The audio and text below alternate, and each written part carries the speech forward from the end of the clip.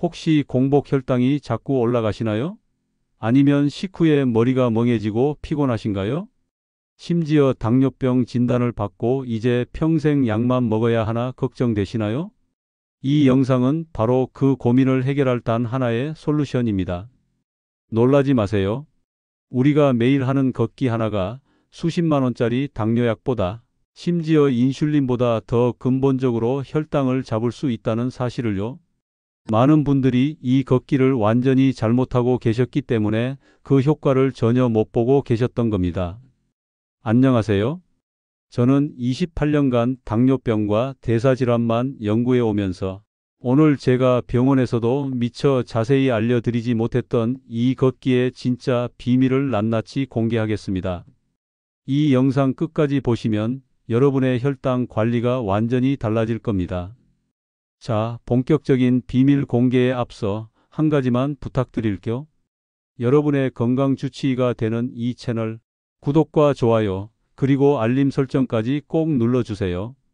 여러분의 작은 관심 하나하나가 제가 밤늦게까지 더 좋은 의학 정보를 찾아서 만드는 힘이 됩니다. 그럼 이제 시작하겠습니다. 많은 분들이 당뇨는 약으로만 잡을 수 있다고 생각하세요. 심지어 의사들도 처음에는 약부터 처방하죠. 하지만 저는 그렇게 생각하지 않습니다. 당뇨병의 근본 원인은 약으로만 해결되는 게 아닙니다. 바로 인슐린 저항성과 근육의 포도당 흡수 능력 저하라는 두 가지 문제에 있습니다. 자, 그럼 이 문제를 어떻게 해결할까요? 여기서 등장하는 것이 바로 걷기입니다. 하버드 의대와 미국 당뇨병학회 ADA의 최신 연구 결과를 보면 식후 15분간의 가벼운 걷기만으로도 혈당 스파이크를 무려 30%에서 50%까지 낮출 수 있다는 놀라운 데이터가 나왔습니다. 이건 단순히 칼로리를 태우는 차원이 아닙니다. 근육세포 안에서 일어나는 생화학적 마법입니다. 자, 이해를 돕기 위해 쉽게 설명해 드릴게요. 우리 몸의 근육을 거대한 혈당 저장 창고라고 생각해 보세요. 밥을 먹으면 탄수화물이 소화되어 포도당으로 혈액 속에 쏟아져 나옵니다. 이 포도당은 빨리 창고 안으로 들어가야 하는데 문제는 창고 문이 잠겨 있다는 겁니다. 이게 바로 인슐린 저항성입니다. 그런데 걷기를 하면 어떻게 될까요? 근육이 수축하면서 GLUT4라는 특별한 열쇠가 자동으로 창고 문을 활짝 열어줍니다. 이 열쇠는 인슐린이 없어도 작동합니다. 그래서 걷기는 인슐린에 의존하지 않고도 혈당을 근육 안으로 직접 끌어당기는 유일한 방법입니다. 조금 더 깊이 들어가 볼까요? 근육이 수축할 때 활성화되는 것이 바로 AMPK라는 효소입니다. 이 AMPK는 우리 몸의 에너지 센서입니다. 근육이 움직이면 에너지가 부족하다는 신호를 보내고, 그러면 AMPK가 즉시 작동해서 혈당을 근육 안으로 빨아들이기 시작합니다. 이게 바로 걷기가 혈당을 낮추는 생화학적 원리입니다. 그럼 여기서 질문 하나 드릴게요. 선생님, 그럼 아침에 걸어도 되고 저녁에 걸어도 되나요? 좋은 질문입니다. 정답은 식후 15분 이내입니다. 왜냐하면 혈당 스파이크는 식사 후 30분에서 1시간 사이에 가장 급격하게 올라가기 때문입니다. 이 타이밍을 놓치면 효과가 절반으로 떨어집니다. 2018년 뉴질랜드 오타 고대학교 연구팀이 E형 당뇨병 환자 41명을 대상으로 실험을 했습니다. 그룹 A는 하루에 한 번 30분 걷기를 하게 하고 그룹 B는 식후마다 10분씩 3번 걷기를 하게 했어요. 결과는 놀라웠습니다. 그룹 B의 식후 혈당이 그룹 A보다 평균 12% 더 낮았고, 특히 저녁 식사 후 혈당 스파이크는 무려 22%나 감소했습니다. 이게 무슨 의미일까요? 같은 30분을 걸어도 언제, 어떻게 걷느냐에 따라 효과가 완전히 달라진다는 뜻입니다. 자, 그럼 이제 이 걷기가 우리 몸속에서 정확히 어떤 변화를 일으키는지 더 자세히 살펴보겠습니다. 자, 첫 번째 단계입니다. 걷기를 시작하면 다리 근육이 수축하기 시작합니다. 이때 근육 세포 안에 있던 글리코겐, 저장된 포도당이 먼저 소모됩니다. 그러면 근육은 더 많은 에너지가 필요해. 라는 신호를 보내고 혈액 속 포도당을 빨아들이기 시작합니다. 이 과정이 인슐린 없이도 자동으로 일어나는 겁니다. 두 번째 단계는 더 중요합니다. 규칙적인 걷기는 근육 세포 표면에 인슐린 수용체를 늘려줍니다. 쉽게 말해 창고 문을 여는 열쇠 구멍이 더 많아지는 거죠. 그러면 같은 양의 인슐린으로도 훨씬 더 효과적으로 혈당을 낮출 수 있게 됩니다. 이게 바로 인슐린 민감도 개선입니다. 인슐린 저항성을 도로에 비유해 볼까요? 혈당이 높다는 건 도로에 차가 꽉 막혀 있는 상태입니다. 인슐린은 교통경찰인데 아무리 신호를 보내도 차들이 움직이지 않습니다. 이게 인슐린 저항성입니다. 그런데 걷기를 하면 어떻게 될까요? 도로가 넓어지고 출구가 더 많이 생깁니다. 그러면 같은 신호로도 차들이 술술 빠져나갑니다. 이게 바로 걷기가 인슐린 민감도를 높이는 원리입니다. 자, 여기서 많은 분들이 궁금해하실 질문이 있습니다. 선생님, 저는 이미 당뇨 합병증이 있는데 걷기가 도움이 될까요? 물론입니다. 오히려 더 필요합니다. 당뇨병의 가장 무서운 합병증 중 하나가 당뇨병성 신증입니다. 신장이 망가지면 투석을 해야 하죠. 걷기는 신장으로 가는 혈류를 개선하고 신장의 사구체 여과율을 높여줍니다. 2019년 대만 국립대학교 연구에 따르면 하루 30분 걷기를 6개월간 실천한 당뇨 환자들의 신장 기능 지표가 평균 8% 개선되었습니다. 당뇨병 환자는 혈관벽이 쉽게 손상됩니다. 이게 심근경색이나 뇌졸중의 원인이 되죠. 걷기는 혈관 내피세포에서 산화질소라는 물질을 분비하게 합니다. 산화질소는 혈관 청소부입니다. 혈관을 확장시키고 혈전이 생기는 걸 막아주고 혈관벽을 부드럽게 만들어줍니다. 혈관을 오래된 수도관이라고 생각해 보세요. 당뇨병은 이 수도관 안에 녹과 찌꺼기를 쌓이게 합니다. 그러면 물이 잘 안 나오고 막히고 결국 터지죠. 걷기는 이 수도관 안쪽을 고압 세척하는 것과 같습니다. 산화질소가 녹과 찌꺼기를 씻어내고 수도관을 다시 깨끗하게 만들어줍니다. 당뇨병성 신경병증 때문에 발이 저리고 아프신 분들 많으시죠? 걷기는 말초 혈액순환을 개선해서 손상된 신경에 산소와 영양을 공급합니다. 꾸준히 걸으면 저린 증상이 줄어들고 발의 감각이 돌아오는 경우를 많이 봅니다. 자, 정리하겠습니다. 걷기는 단순히 혈당만 낮추는 게 아닙니다. 인슐린 민감도를 높이고 신장을 보호하고 혈관을 깨끗하게 하고 신경병증까지 예방합니다. 이 모든 게 하루 10분 식후에 걷는 것만으로 가능합니다. 자, 지금부터 제가 왜 걷기를 이렇게 강조하는지 그 이유를 말씀드리겠습니다. 사실 제가 이 연구에 매달리게 된 건 제 아버지 때문입니다. 15년 전 아버지는 73세였습니다. 공복 혈당이 160을 넘었고 당화 혈색소는 8.2%였습니다. 전형적인 E형 당뇨병이었죠. 의사인 저는 당연히 약을 권했습니다. 하지만 아버지는 완강하게 거부하셨어요. 약은 한 번 먹으면 평생 먹어야 한다며? 난 그거 싫다. 그래서 저는 아버지께 제안을 했습니다. 아버지, 딱 3개월만 제 말대로 해보세요. 효과가 없으면 그때 약 드시는 거로 하죠.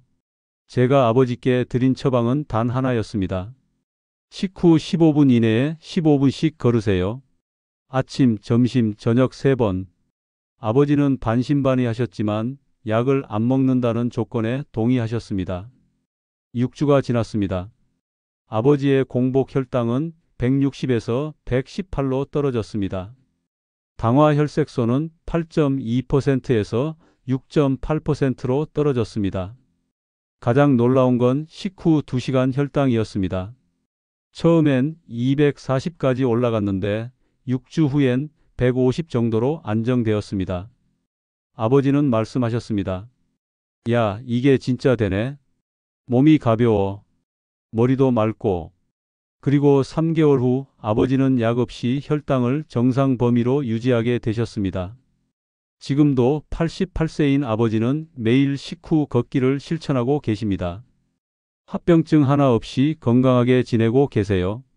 의사이자 아들로서 이 경험은 제게 확신을 주었습니다. 제가 진료실에서 만난 환자분 중 가장 기억에 남는 분이 계십니다. 67세 이명자 어르신이십니다. 어르신은 10년 전 당뇨 진단을 받으셨고 메트포르민을 드시고 계셨습니다. 하지만 혈당 조절이 잘 안 되어서 저를 찾아오셨죠. 공복 혈당 178mgdl, 식후 2시간 혈당 285mgdl, 당화 혈색소 9.1% 이셨어요. 어르신은 이렇게 말씀하셨습니다. 선생님, 저는 약도 잘 먹고 밥도 적게 먹는데 왜 혈당이 안 잡혀요? 밥 먹고 나면 너무 졸려서 바로 누워야 해요. 머리도 멍하고요. 전형적인 식후 고혈당 증상이었습니다. 저는 어르신께 자세히 설명드렸습니다. 어머니, 약도 중요하지만 더 중요한 게 있어요. 밥 먹고 15분 이내에 10분만 걸어보세요. 천천히 집 앞 골목이라도 좋습니다. 어르신은 처음엔 의아해하셨습니다. 그게 무슨 소용이 있어요? 저는 이렇게 말씀드렸습니다. 어머니, 딱 2주만 해보세요. 혈당 측정기로 식후 2시간 혈당을 매일 재보시고 차이를 느껴보세요. 어르신은 반신반의하며 집에 가셨습니다. 2주 후 어르신이 다시 오셨습니다. 얼굴에 미소가 가득하셨어요. 선생님, 이거 정말 신기해요. 밥 먹고 걸으니까 졸음이 확 줄었어요. 그리고 혈당이 진짜 떨어져요. 혈당 수첩을 보니 식후 2시간 혈당이 평균 230 정도로 떨어졌습니다. 처음 285였던 걸 생각하면 55나 떨어진 겁니다. 3개월 후 재검사 결과 공복 혈당 178에서 128mgdl로, 식후 2시간 혈당 285에서 165mgdl로, 당화 혈색소 9.1%에서 7.2%로 좋아지셨어요. 어르신은 눈물을 글썽이며 말씀하셨습니다. 선생님, 10년 동안 이렇게 혈당이 잘 잡힌 적이 없어요. 약도 안 늘렸는데 이렇게 좋아지다니. 진작 걸을 걸 그랬어요. 저는 어르신께 말씀드렸습니다. 어머니, 이제 시작이에요. 계속 꾸준히 하시면 더 좋아질 겁니다. 1년 후 어르신의 당화 혈색소는 6.5%까지 떨어졌습니다. 주치의와 상의해서 메트포르민 용량을 절반으로 줄였습니다. 어르신은 지금도 매일 식후 걷기를 실천하고 계십니다. 또 다른 사례를 말씀드릴까? 72세 박종수 어르신은 당뇨병 합병증으로 고생하고 계셨습니다.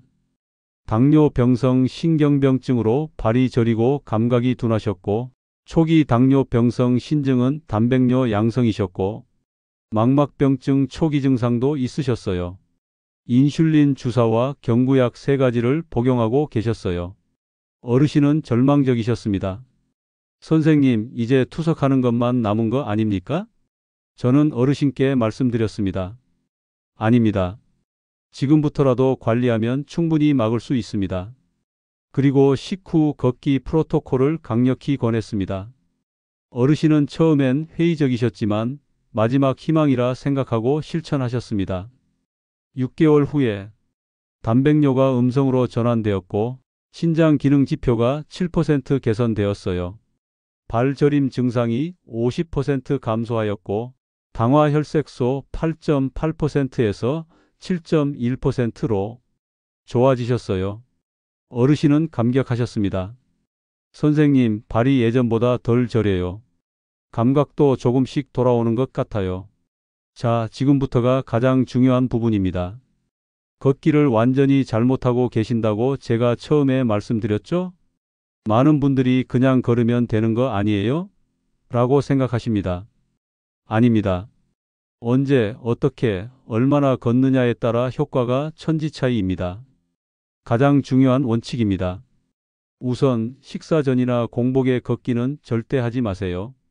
공복에 걸으면 오히려 저혈당이 올 수 있습니다. 특히 약을 드시는 분들은 위험합니다. 그리고 반드시 지켜야 할 골든타임이 있어요. 식후 15분 이내에 걸으세요. 밥을 다 드신 후 설거지를 시작하기 전 바로 신발을 신고 나가세요. 혈당은 식사 후 30분부터 급격히 올라가기 시작합니다. 그래서 혈당이 올라가는 걸 미리 막아야 합니다. 15분 이내에 걷기 시작하면 혈당이 치솟기 전에 근육이 포도당을 흡수하기 시작합니다.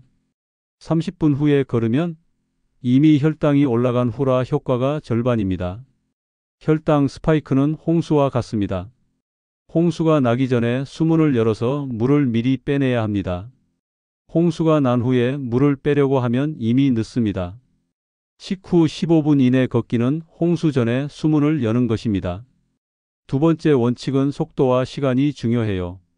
분당 90보에서 100보 편안한 걸음 속도로 걸으세요. 너무 빠르게 걸을 필요 없습니다. 옆 사람과 대화할 수 있을 정도의 속도면 충분합니다. 숨이 너무 차면 오히려 스트레스 호르몬이 나와서 혈당이 올라갈 수 있습니다. 하버드 연구에 따르면 10분부터 효과가 나타나기 시작합니다. 15분이 가장 이상적입니다. 20분 이상 걸으면 더 좋지만 무리할 필요는 없습니다. 많은 분들이 30분씩 걸어야 한다고 생각하세요. 그래서 부담을 느끼고 아예 안 하게 됩니다. 하지만 10분만 걸어도 충분한 효과가 있습니다. 10분이 어려우면 5분만이라도 걸으세요. 5분도 안 걷는 것보다 200% 낫습니다. 여러분, 절대 하지 말아야 할 치명적인 실수 3가지가 있는데 이러시면 안 돼요. 첫 번째 실수, 많은 어르신들이 밥 먹고 소파에 누워서 TV를 보십니다. 이게 가장 최악의 습관입니다. 식사 후에 누워 있으면 포도당이 근육으로 가지 않고 혈액 속에 그대로 쌓입니다. 제가 진료실에서 자주 듣는 말이 있습니다. 선생님, 저는 점심 먹고 꼭 낮잠을 자야 해요. 안 그러면 오후에 못 버텨요. 이건 사실 악순환입니다. 밥 먹고 혈당이 급격히 오르면 졸음이 쏟아집니다. 누워서 자면 혈당이 더 오릅니다. 인슐린이 과다 분비됩니다. 2시간 후 저혈당이 옵니다. 또 피곤해집니다. 반대로 밥 먹고 10분만 걸으면 어떻게 될까요? 혈당이 안정되면서 졸음이 사라집니다. 머리가 맑아집니다. 오후에도 활기차게 지낼 수 있습니다. 낮잠이 필요 없어집니다. 두 번째 실수, 식후에 커피나 주스를 드시는 분들 많으시죠? 이것도 치명적입니다. 커피의 카페인은 일시적으로 혈당을 올립니다. 설탕이 들어간 음료는 말할 것도 없고요. 특히 아메리카노는 괜찮겠지? 라고 생각하시는데 아닙니다. 카페인 자체가 간에서 포도당 방출을 촉진합니다. 식후 걷기를 하시려면 적어도 걷기가 끝난 후에 드세요. 가장 좋은 건 미지근한 물 한 잔입니다. 세 번째 실수는 이런 거예요. 오늘은 피곤하니까 안 걸을래? 주말에 몰아서 1시간씩 걸으면 되지 뭐. 이것도 안 됩니다. 혈당 관리는 매일매일이 핵심입니다. 불규칙적으로 하시면 오히려 안 좋아요. 하루라도 걸으면 그날의 혈당은 올라갑니다. 주말에 1시간 걷는 것보다 매일 10분씩 걷는 게 100배 낫습니다. 근육의 인슐린 민감도는 운동 후 24시간에서 48시간만 유지됩니다. 그래서 매일 자극을 줘야 효과가 지속되는 겁니다. 자, 이제 걷기의 효과를 2배, 3배로 높이는 비법을 알려드리겠습니다. 조합 1. 걷기, 저항성 운동 스쿼트. 걷기 후에 간단한 스쿼트를 10회만 해보세요. 벽이나 의자를 잡고 하셔도 됩니다. 스쿼트는 허벅지 대근육을 자극해서 포도당 흡수를 극대화합니다.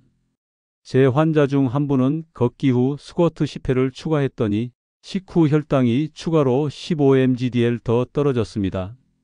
허벅지는 우리 몸에서 가장 큰 근육입니다. 여기를 자극하면 혈당 저장 창고가 확 늘어나는 겁니다.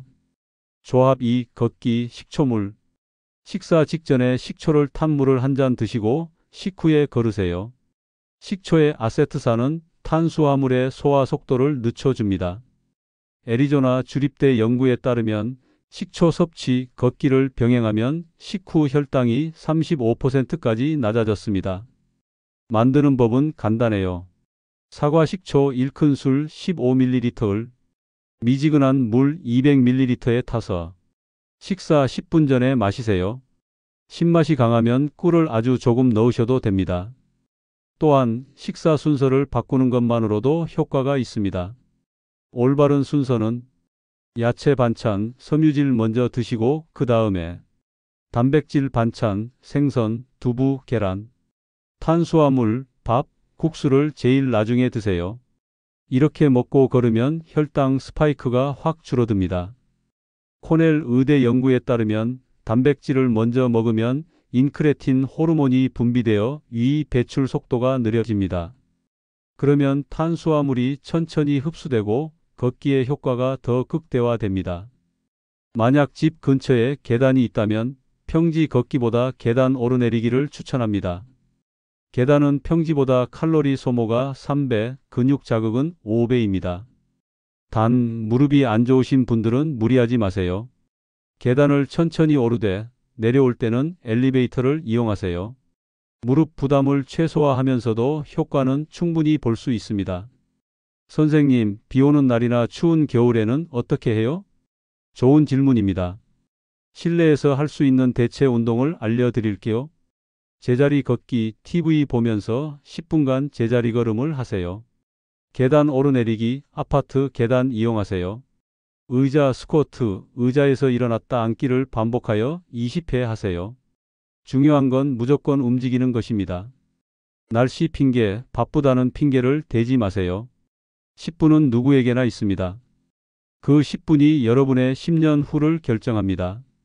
자, 긴 시간 함께 해주셔서 정말 감사합니다. 오늘 다룬 걷기의 비밀을 3가지 핵심 키워드로 정리하겠습니다.